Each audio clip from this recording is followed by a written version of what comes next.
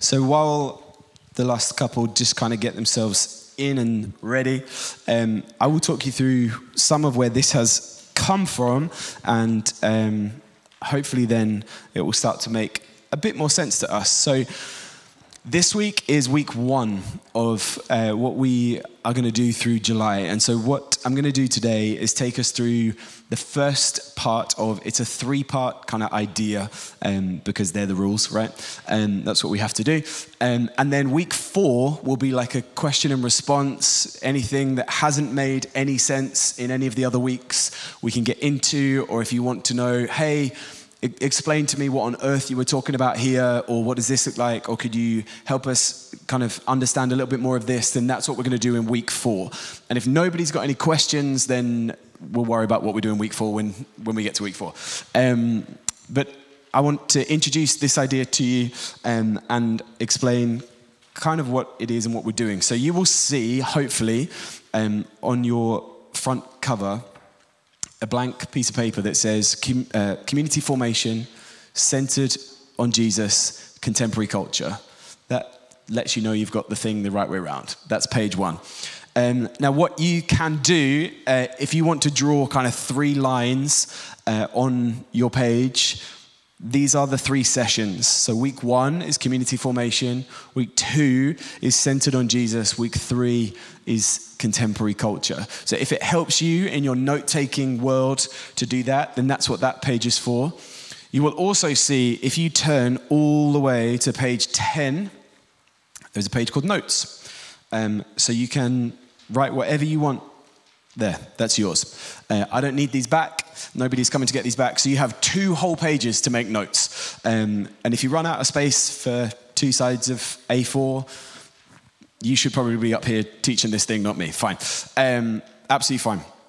Okay. So I'm going to go through with us the first 4 pages this evening. So you will see the triangle. You will see everybody who's done this favorite picture. It's steak, okay? Steak and lobster. I won't hear otherwise. I have been mercilessly mocked in the office since we've done this. Like, why have you drawn a lamb chop? What's this? What's going on? It's steak, okay?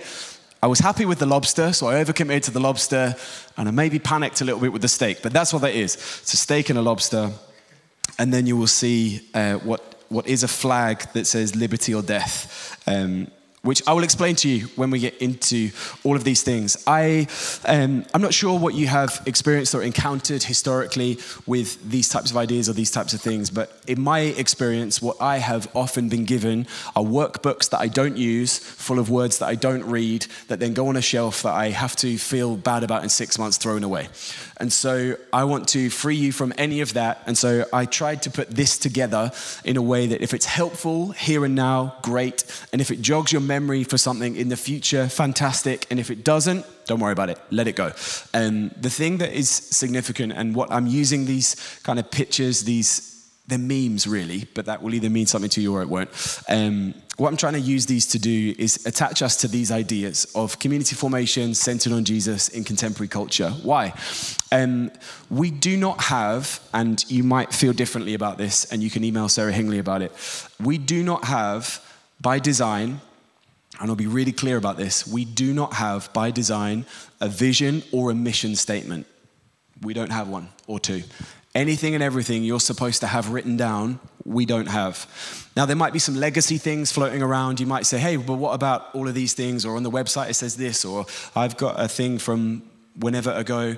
Good, great. We are not anti. I'm not saying that they're bad or wrong. What I am saying to us right now, we do not have, on purpose, by design, a vision or a mission statement. Now, you have heard it said, I'm being cheeky there, you have heard it said, without vision, people perish. That's not what that means. And so we are liberated from this idea of we have to have a strap line to achieve the things that we need to achieve. And so what we are excited about is discipleship. What we are excited about is finding and following Jesus. And so to help communicate some of these ideas, I arrived at these 3 things. And these 3 things are an agitation tool to help us find and follow Jesus. Does that make sense? Now, I have been asked to give this communication to a few other communities and a few other spaces. And when I did that, I brought kind of somebody with me on one of these who said, hey, I think you need to do this with our people. And so I've done this with our leadership team, so they know about this, and nobody threw anything at my head. So they know about this. This is a process that we are working through. So this is not something that we've kind of arrived at and gone, great, this is what we're now about and this is what we do. These things, as ever and always, are designed to kind of agitate us to think. These things are designed to help us process some of why we do what we do, but the ultimate goal is discipleship. The ultimate goal is our nearness, our proximity to God. And so just keep that in mind. Be kind to me as I explain some of this with us and for us. And so we get into community formation, and that's what I'm going to get into this week. The first four, as I said, the first four images here help us to understand this. Does anybody have a Bible with them? Great. If you get to Matthew chapter 28, all of this is inspired, shaped by, informed by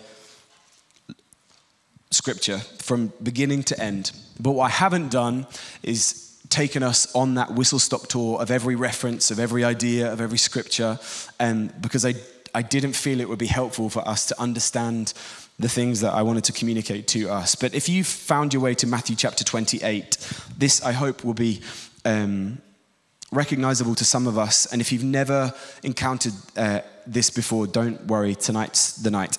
At the end of Matthew chapter 28, what happens? Anybody? Great Commission. Thank you, Dawn. You can come again. The Great Commission. And what does that mean for us? That's something that we take seriously as followers of Jesus. We take the Great Commission seriously. So as Jesus is preparing his people, his representatives, his team, the remnant that remains on the face of the earth to be his kind of people, he gives them the Great Commission. And many, many people have spent many, many more hours than I have writing about this, thinking about this, studying this. And so we are the beneficiaries of their work and their wisdom. But something happens in the language, which again is not going to be for all of us, and that's okay. That's what you are asking me to do for us. We have something in Matthew 28:19, the Great Commission, and this is kind of my paraphrase of it. Therefore go and make disciples of everyone, right? And there are three things that happen in that statement. We get kind of this rhythm, the go, the make, and the teach. Go, therefore, and make disciples, teaching them everything I have taught you, is what Jesus says to them. Great. Legit instruction, that's what we want to be about. And I think as I have thought about these things and thought about how we gather as community, remember that's what we're thinking about, community formation, I think we have placed the emphasis on go. And so we get everybody up and excited, and we are ready and we are prepared to go. And whether that means crossing the road, or whether that means crossing oceans, or whether that means, whatever that means, we get people excited about go, which is good and fine and is included in the instruction. Or we get people excited about teach. And I want you to go and teach everybody everything that I have told you. And so we get kind of this distorted idea of this three-step instruction of go, make, and teach. And so we have experienced in community formation, communities gathered around going and communities gathered around teaching. Now, the imperative, which doesn't matter if that doesn't mean anything to you, but imagine imperative as the bit that's underlined, where the emphasis is, where the attention is, where the crux and the center and the kind of the meat of the sentence is, in the language as it is given, is on make. Is on make. And so what that tells us is nothing more complicated than this. The highlight, the bit that we're to lift out, is the making of disciples. Going is included, nothing bad, nothing wrong with the going. The teaching is included, nothing bad, nothing wrong with the teaching. But the imperative, the highlight, the underline, the thing that we must do is make disciples. Does that make sense? So you will see, I hope, I've got a clicker, and clickers are notoriously dramatic. Wait, look at that. So you should have something that looks something like this in front of you, with a triangle that says why, what, and how. And these three things feed into each other. So our why, and if you are a note taker and this excites you, then you can write the Great Commission next to why.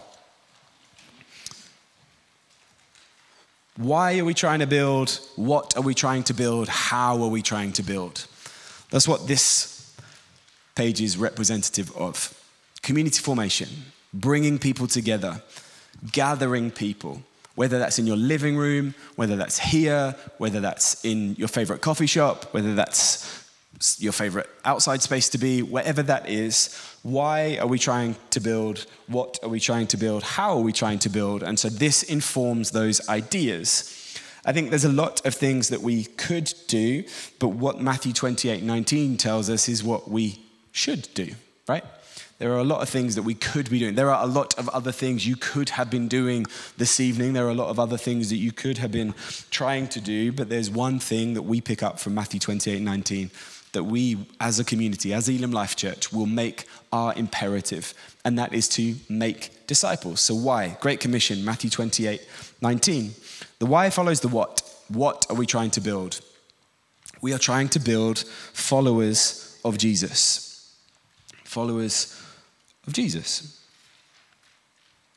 So the go is still important and the teach is still important, but we're not going to lose our focus and our attention, the imperative, the underline, the highlight, the attention, what's drawing our eye, what's bringing our kind of resource, our thoughts, our prayer, our, however you want to frame that, is the make. How? So how do we do that? Bless you. How do we do that?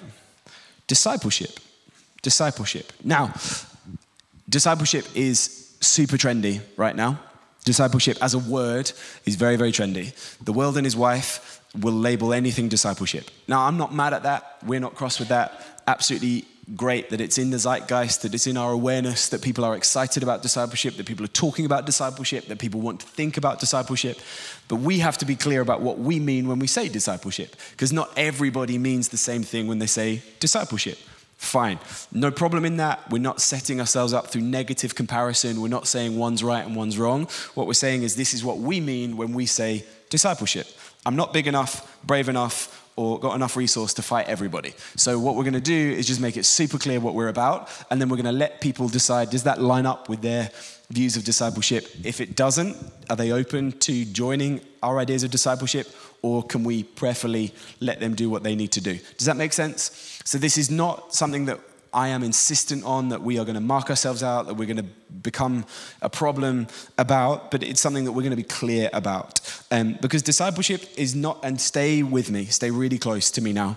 Discipleship is not attendance. Discipleship is not performance. And discipleship is not externally evidenced. Now, there will be consequences as a result of discipleship that will influence those three things. But I want to be really clear about what we are trying to do. Remember why? So we've got a great commission. So we have the words of Jesus informing our what. What do we want to do? We want to help people find and follow Jesus. How are we going to do that? Well, sometimes, and Sarah Whittleston has helped us with this around prayer, sometimes it's helpful to understand what something isn't so that we can build a picture of what it is. Does that make sense? Honestly? Does that make sense? I know this dynamic is a little bit me and you, which was not the intention, but so that you can hear me and we can do the whole thing. But genuinely, if you're like, no, that absolutely doesn't make sense, I will try again so that it does make sense. So discipleship is not attendance. So we, as a team, as those with the privilege to love and oversee the things that are happening in our community, are not assessing discipleship rooted in attendance. Now, does attendance matter? Depends what it is. If it's my birthday, maybe. If it's your doctor's appointment, definitely. If it is for us as a team to use as a device to get you to behave in a way that makes us more comfortable, no. I want to be really clear. Discipleship will not be driven through attendance. Do we want to gather together? Absolutely.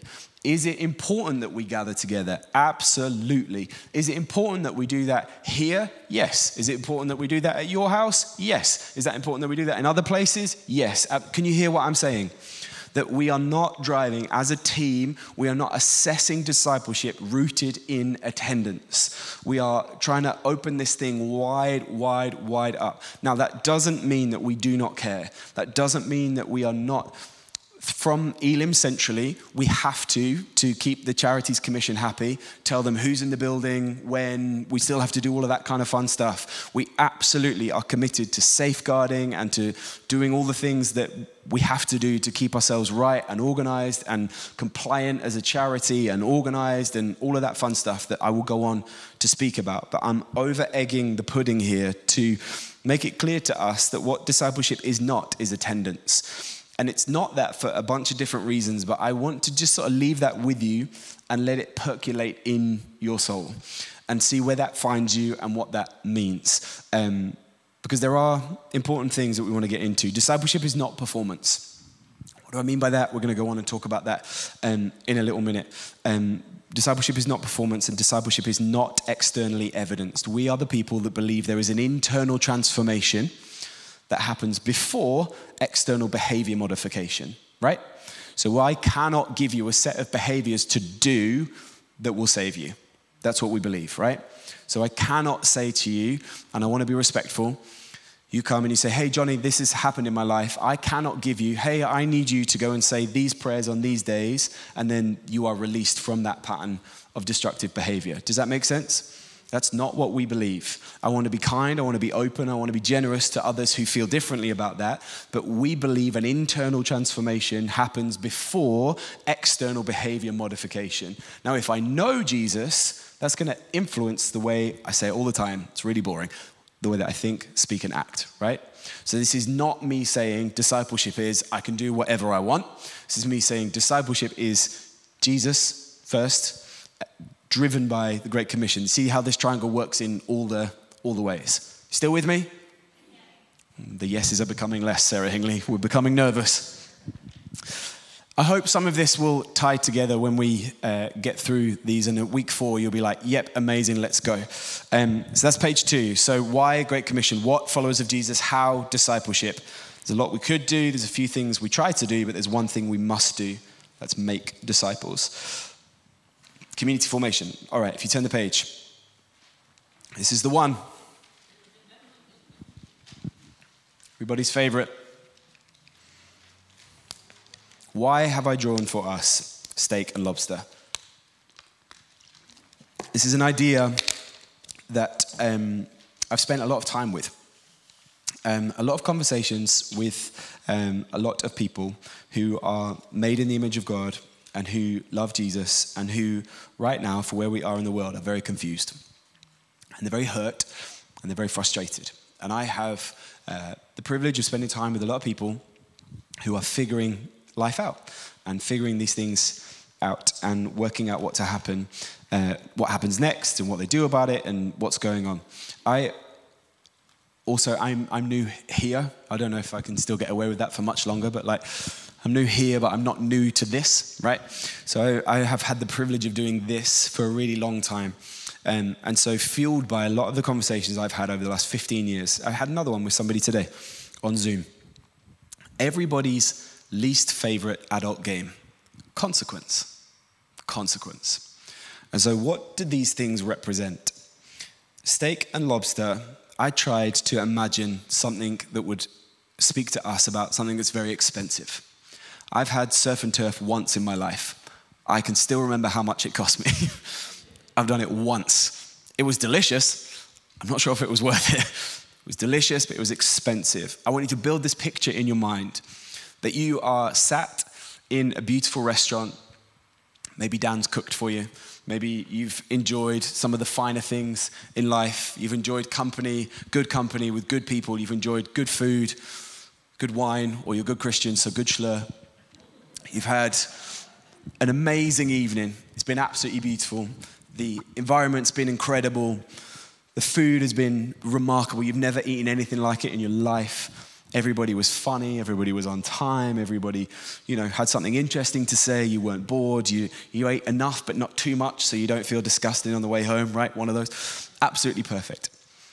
Now, in that evening, continue to play that out in your mind. Now, continue to imagine people getting up and leaving the table. Legitimately, they've got places to go. The ticket on their parking's expired. They need to leave the table. The babysitter's over time. They've got to go. Maybe they've eaten too much and they feel a bit gross, so they've got to excuse themselves. They didn't wear the elasticated trousers. They're a little bit uncomfortable. They need to leave. And build this picture in your mind of people are getting up and leaving the table. And it's right for them to leave the table, and it's appropriate for them to leave the table. And you're not mad that they've left the table. It's the right time for them to leave the table. Now it's just you sat at the table. And who should this be coming your way? It's the waiter. And what's the waiter holding in the hand? The bill.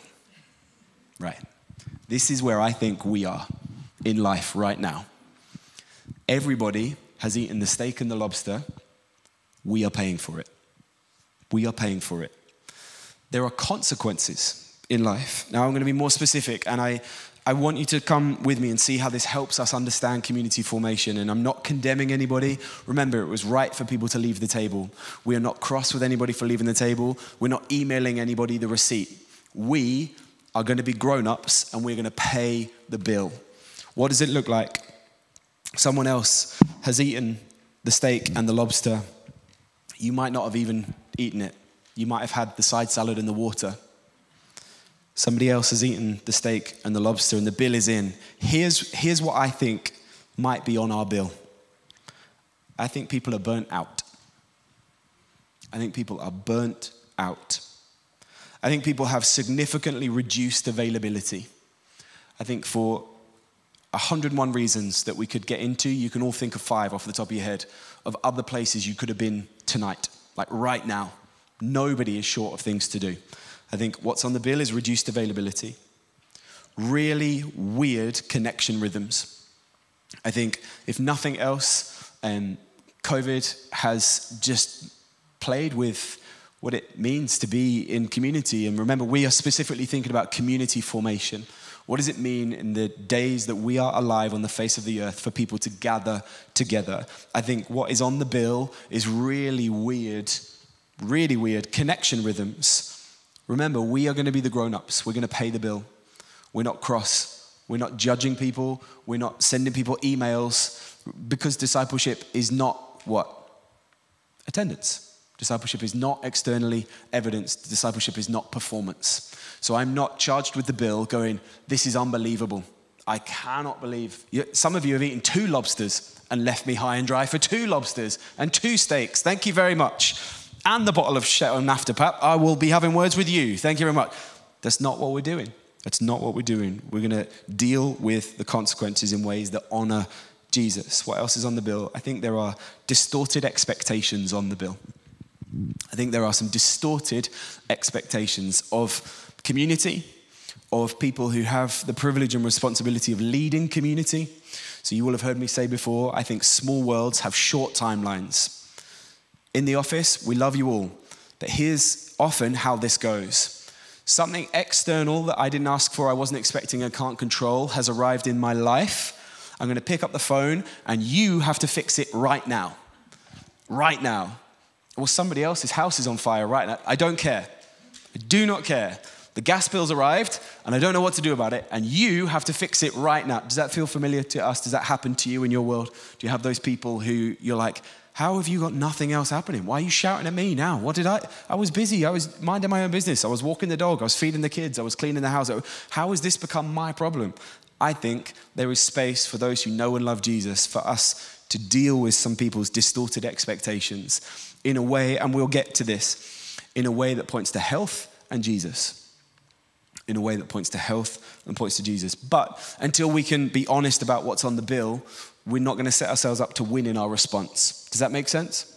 So we have to see that steak and lobster are on the bill in order for our response to be holy, in order for our response to be filled with grace, in order for our response to be merciful, in order for our response to be kind. We've got to be honest about, hey, the bill's in, and whether I ate the steak and lobster or I've just turned up right at the end, I think the day, the age, the time that we live in, we have collectively the ability to foot the bill. Is it fair? No.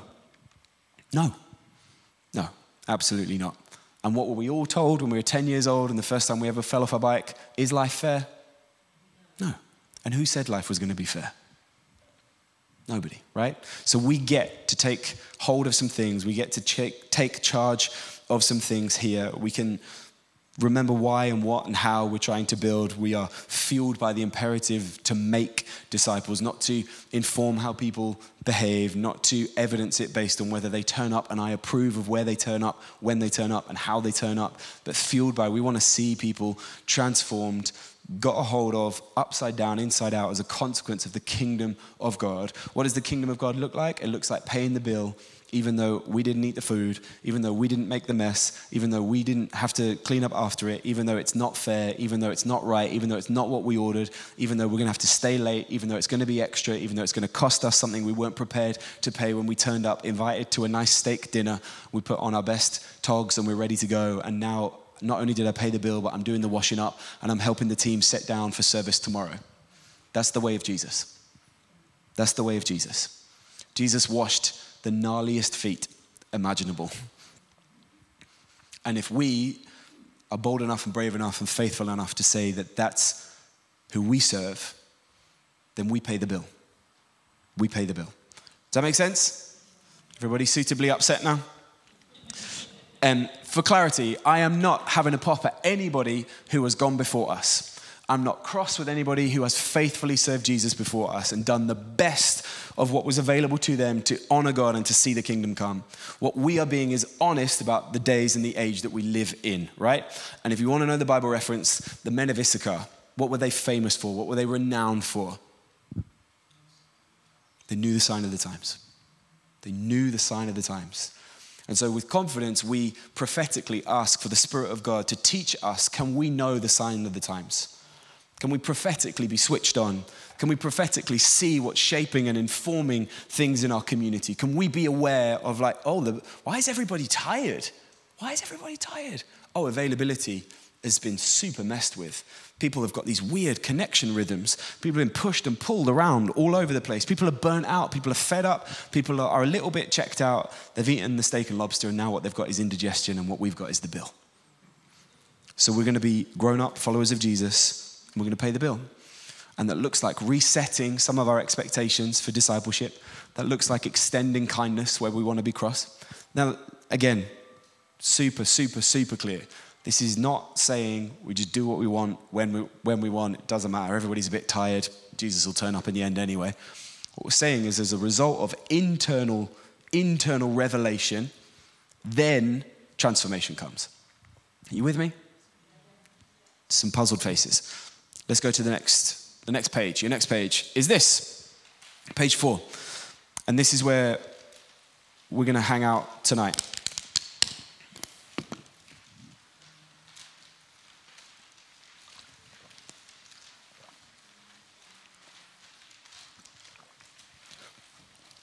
This is what helps us remember that what we are doing is, the Bible talks about co-laboring with God, which should feel intimidating. And so in some of my adventures with thinking about how do we form community, what does that mean? What's important when we gather? How are we trying to bring people together? Why did we lead with spaces, as an example, nearly a year ago, with this open hand of we can meet with whoever we want, wherever we want, whenever we want? There's a bunch of reasons in there, but some of that is fueled by some of these ideas that I feel are important to us in the days that we're alive, the things that we're trying to do, how we gather people together for all the reasons we've just talked about. Now, this is a version of something that I have in my own home. This is, it looks like this. It's black with white writing on it. If you've been to my house, you might be able to find it. It's something that reminds me of what we're about. Now, if this is not your worldview, don't panic. I'm not asking you to adopt my libertarian, questionably anarchist ways. That's not what I'm asking you to do. Don't panic. Don't stress about the politics of it. What we're going to get to is the idea of it. What we're going to get to is how this helps us find and follow Jesus. What does this represent in my life? And what does this, as an image, as an idea, help us understand? I think freedom is the highest value. I think freedom is the highest value. And I want to talk us through some things that I think I've observed over my last 15 years or so of being in and around community formation. And you will have your own versions, and you will have your own stories, and you will have your own awarenesses in this. I'm aware that in some corners of the room, I'm the least experienced by a lifetime. So you will have your own take on this. But this is shaping and forming what we are doing. Remember, this is an agitation tool. So when an idea comes into us as a team, we talk, maybe not directly in this language, but framed in these ideas of, is this helping us with community formation? Is this keeping everything that we're doing centered on Jesus? And does this exist in contemporary culture? Now that will make sense in weeks 2 and week 3. But this is what we are doing. This is not a detached idea. This is right now the lenses that we are running things from. Freedom is the highest value. Here's what I think historically some of our behavior has looked like. Somebody comes into community and they carry with them a skill. Great. We love skills. Skills are super helpful. Skills are super useful in helping me achieve some things. Skills are super useful in me building some things. Skills are really, really useful in how we share Jesus with people. We've got no tension with skills. However, here's what often happens, because people are people. Skill in a person can often come attached to dysfunction. Does that make sense? You with me? So a skill in a person is often attached to dysfunction. And I think what I've observed is traditionally over time, we take the skill, we develop the skill, and we ignore the dysfunction. We pretend it doesn't exist. What does that look like? Let me use an example from this evening, and just, I will third person myself, which is gross, but it just saves having to use anybody else. So Jonny arrives in community, and Jonny says, hey, I see that you have some sort of music program here. I do music. Let me have a go at that. And we go, ooh, that would be helpful. That means Karen could have a week off. That would help. Then she's literally celebrating.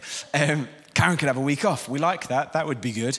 And so we go, sure, come and join the team, community formation. And the skill is what we lead with. Now, over time, we start to notice some things in Jonny's character that maybe aren't of, from, or for Jesus, that aren't honoring to the things of God, that are not shaping and forming discipleship. They're not shaping and forming Jesus in the team. They're not shaping and forming Jesus in the community. And what we do is go, Jonny, please don't tell anybody about that. What we would like you to do is develop your skill. What we would like you to do is get better at your skill, because that would be helpful for us to be able to present us as a community that we are competent, that we are capable, and we know what we're doing. I'm being dramatic for effect, but does this start to feel familiar to us? There are things in us that are dysfunctional, and I think the way that we have set ourselves up in community formation historically is that we honor the skill and we ignore the dysfunction. Now, what's the tension with that is that dysfunction, let me frame it this way, chaos only has the ability to replicate chaos. Chaos has no ability to replicate order. And we have some confidence in that in 1 Corinthians 14, which for those of you who know 1 Corinthians 14, we're not doing that today. But 1 Corinthians 14 talks to us about God is not a God of disorder, but God is a God of peace. God is a God of peace. And so in community formation, I think we perhaps have to be prepared to do less, but we lean into becoming more like Jesus. Now remember, I've set this up. We talked about the how, what, where, when, why triangle first, because we're not making these decisions based on external behavior. Remember that. You need to hold on to that when we get into freedom is the highest value, because we get to choose whether we believe, we get to choose whether we follow Jesus or not. That's what we believe. That's kind of a big deal in the branch of the tree that we sit on. We believe that we're involved in that. We believe that we have choice in that. We believe that there are some options given to us in that. And so freedom is the highest value. God loves us so much that he lets us choose. And so when skill enters community, when it's attached to dysfunction, what we as team and as community are not going to do going forward is ignore dysfunction. We're going to move towards health and Jesus. Now, the consequence of that, the steak and lobster of that, might mean sometimes we will do less so that we can be like him more. You with me? You with me now? This looks real when we get to December, right? This looks real when we get to, we used to pick a thing. This gets real when we say, why aren't we pick a thing? This gets real when we look over to our left and our right and we see people who love Jesus and we're going to spend eternity with, and we say, but why are they and we don't have? That we are not going to build with dysfunction. We're going to lead into health and Jesus, because freedom is the highest value. So we're not going to distort people's behavior so that we can build something ignoring people's dysfunction, because it cannot honor God. It cannot honor God. God tells us that God is not a God of disorder. He is the God of peace, right? For those of you that came for a Bible study, that's your Bible study. God is not a God of disorder. Now, what doesn't that mean? That doesn't mean that people who are not walking in the fullness of the life that God has given them are denied opportunities to develop. That's absolutely not what we're saying. What we're saying is we want to work and walk with people over distance as they go, I'm not sure this part of me is like Jesus. I'm not sure this part of me is honoring God the way that I think it could honor God. Can we talk about that? Can we figure that out? What do you think about that? What we're not going to do is create environments where people cannot put their hand up and say, I'm not sure if I'm right. I'm not sure if this is the fullness. I'm not sure if I'm moving at a pace, at a clip that is comfortable with my character being formed into the likeness of Jesus. Does that make sense? I'm aware these are some big brushstrokes and we're taking kind of heavy steps here. If dysfunction is attached to a skill, I think we traditionally take the skill and ignore the dysfunction. Dysfunction can only rebuild dysfunction. So draw it out, draw a timeline for the rest of, pick a point in the future. I would argue that dysfunction over distance swallows the skill.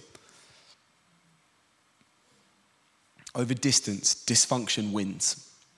Disorder wins over distance. And the skill doesn't develop in the way that we hoped it would or it could. And so we track with the same skill level, but the dysfunction just gets too big and it influences things. Why? I would argue that there's possibly, potentially, probably a spiritual element to that, because God is not a God of disorder. He's the God of peace. He's the God of peace. And so going forward, as we look, our primary lens, our primary agitation tools, community formation centered on Jesus and contemporary culture. We want to bring people together.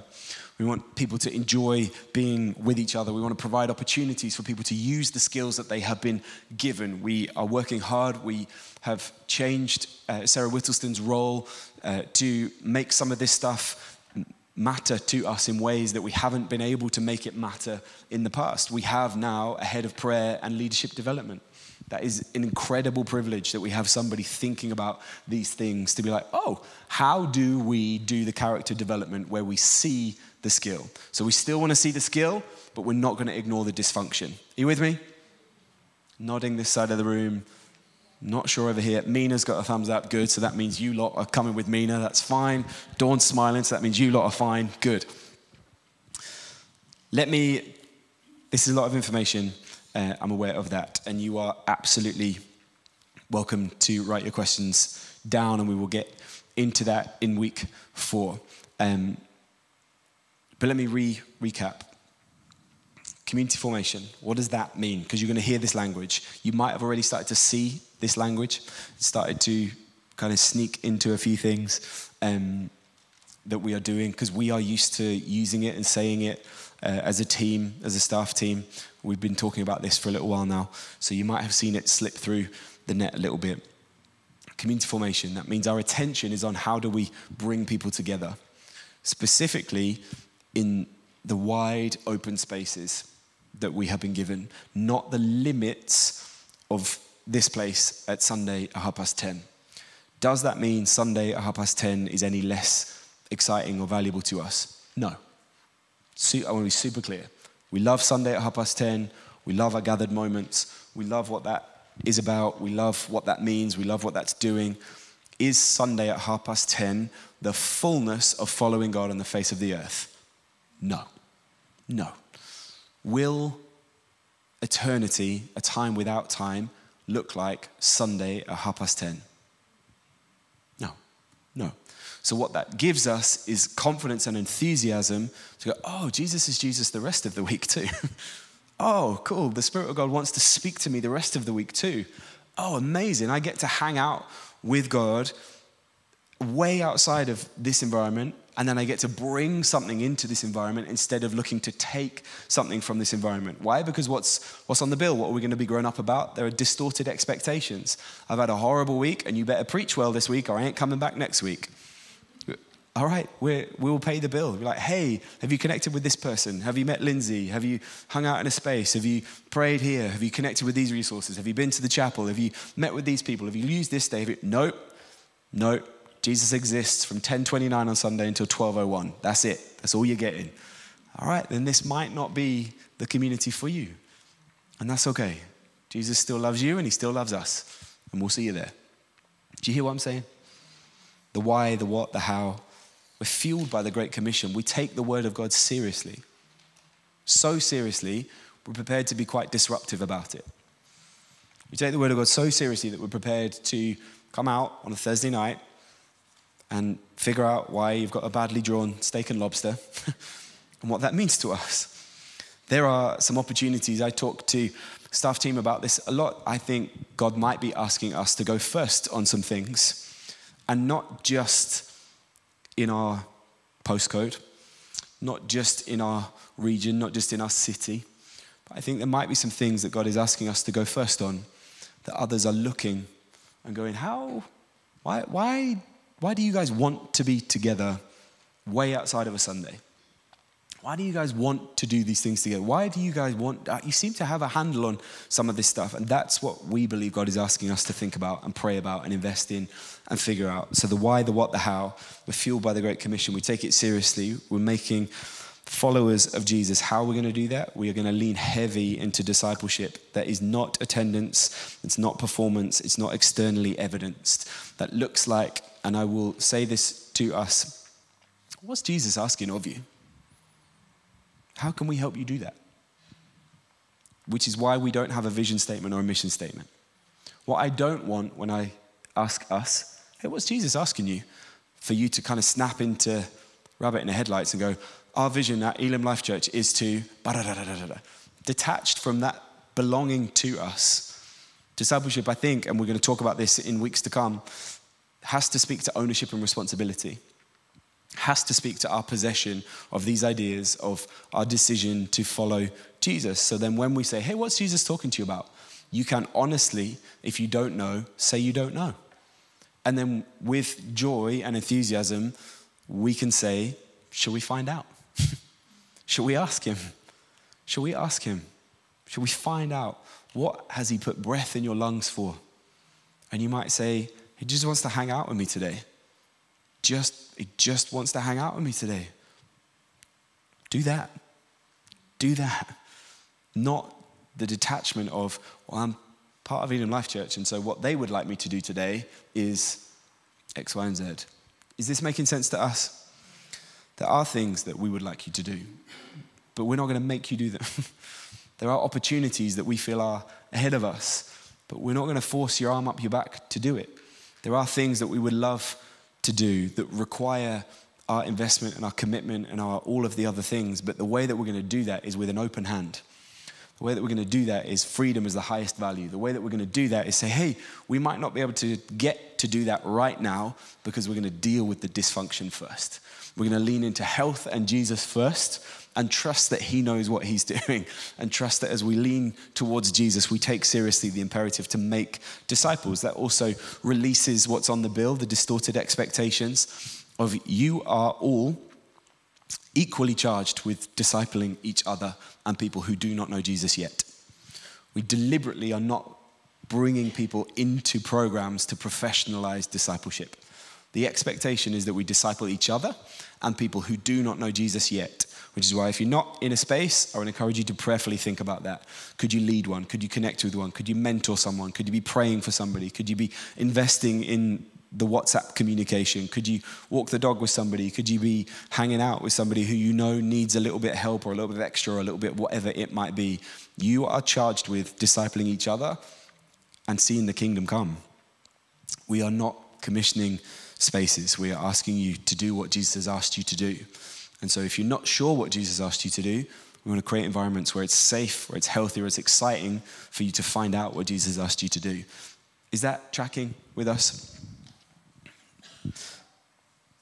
There's a lot we could do. There's a few things we'll try to do. There's one thing we must do. Make disciples. Consequence is real. We're going to be grown up about it. We're not going to pretend that things are not weird. I don't know if you've noticed, things are pretty weird at the moment. The way of the world feels very strange. It does to me. Maybe you're dialed in and you're like, nope, I'm good. The privilege, and I keep saying it because I mean it, the privilege that I have to lead us in community brings with it the awareness that things are not as they were 5 years ago. Things are not as they were 10 years ago. Things are definitely not as they were 20 years ago. I can't remember much beyond that. We're not stressed about that. We're not angry about that. We're not blaming anybody for that. We're not looking for answers from anybody for that. What we are going to do is seek the kingdom to come in the days that we are alive on the face of the earth. For those of you who remember beyond 20 years ago, I want you to feel excited that things do not look the way that they did 20 years ago. I want you to feel called on mission now, not on your mission from 20 years ago. I want you to hear me clearly say, you are invited into this mission today. For those of you who have no idea what I'm talking about, you're in. Like, you've got no frame of reference to compare it against. Well done. You'll be grumpy in 20 years too. Don't worry about it. We're on mission together today to do the things that the Spirit of God is asking us to do to see the kingdom come today. I want to liberate us from the pain of it doesn't look like what it used to look like. It's not supposed to look like what it used to look like. It's not supposed to. Jesus, I believe, is teaching us, I said it last Sunday, things that are familiar to us. He's teaching us to engage with them in new ways. He's teaching us new things from old things.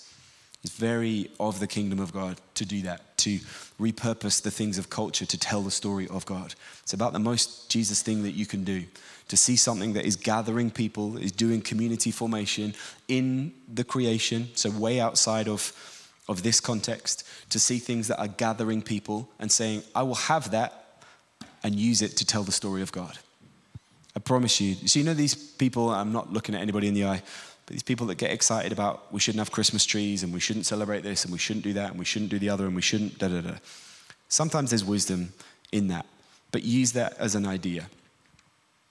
Christmas trees aren't in the Bible, they're pagan, they're da-da-da. Christmas trees are taking something that was gathering culture and saying, I can tell you about Jesus using that. I'm not threatened by your Christmas tree. I'm not afraid of your Christmas tree. I'm not using it in the way that you're using it. I don't believe it's celebrating the things that you believe it's celebrating, but I will use it to point to Jesus. I will use it to tell you the story of God. Now, we want to be wise, we want to be intelligent, we want to be mature, we want to be grown-ups, we want to be health. Remember, we're moving towards health in Jesus. It's not reckless, it's not disorder. God is not a God of disorder, God is a God of peace. You get a free hand to choose. We're going to bring people together. We're going to, in contemporary culture, we're going to see where things are moving, what's bringing people together. Say, I can use that to tell you the story of God. I can use that to tell you the story of God. I can use technology to tell you the story of God. I can use things that are important in our community to tell you the story of God. I can buy a season ticket to the villa to tell you the story of God. I can use the things that are around us. I might not use them in the same way. I might not expect them to respond to my life in the same way that you expect them to, because I want to tell you the story of God, because there's a better way, there's a higher way, there's another way, there's a different way. Do you hear me on this? The bill's in, people are confused, people are burnt out, people have got reduced availability. What they're not going to do, it's happened once or twice, I think, in my 15 months here. And I think the Holy Spirit does this so that we keep going. People are not walking up and down Warren Road every Sunday at 10:29 going, if only there was a place I could find out about Jesus. If only there was a way that Instead, what they do is live with you. Instead, what they do is share places of employment with you. Instead, what they do is live next door to you. Instead, what they do is shop in Aldi as you shop in Aldi. Instead, what they do is stand next to you in the Holt End. Instead, what they do is cycle to work and get annoyed with the bus cutting them up. Instead, what they do is work out where the best deal for the best takeout is. Instead, what they do is share Netflix passwords with each other, right? Come on, let's be honest now. Instead, what they do is look for, where am I going to have the best holiday this year? Instead, what they do is occupy the places and the spaces that we have been given to gather people and say, I can use that to tell you the story of God. I can use that to tell you the story of God. Instead of leading with, you need to come and be like me in a place that's important to me with people who matter to me. We lead with, let me tell you about the one who made you and loves you. Hey, have you encountered a different way to think, speak, and act? What are you talking about? You seem just burnt out all the time. And I'm tired, but you seem tired in a way that's weary for your soul. How do you even know what's up with your soul? Oh, because I think I'd like you to meet the one who made your soul. I think I'd like you to begin this adventure. And I'm not asking you to become like me. I'm not asking you to hold things of value in the way that I hold things of value. What I want to know is, how can I help you figure some of this stuff out? And we, as team and by association community, are committed to figuring this thing out. Because as much as we love this isn't it. This isn't it. This isn't what many of you have faithfully given and invested and supported and done all the incredible things that you've done for. What you've done them for is to see the kingdom come.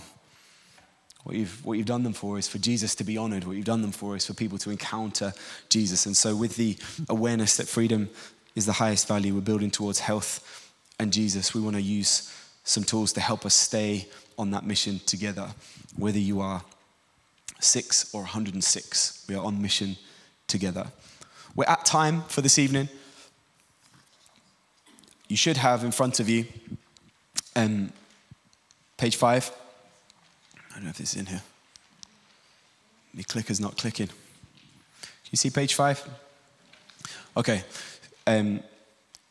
So that's where we're going to pick up next week. Oh, there it is. There's page 5. Thank you. Thank you so much.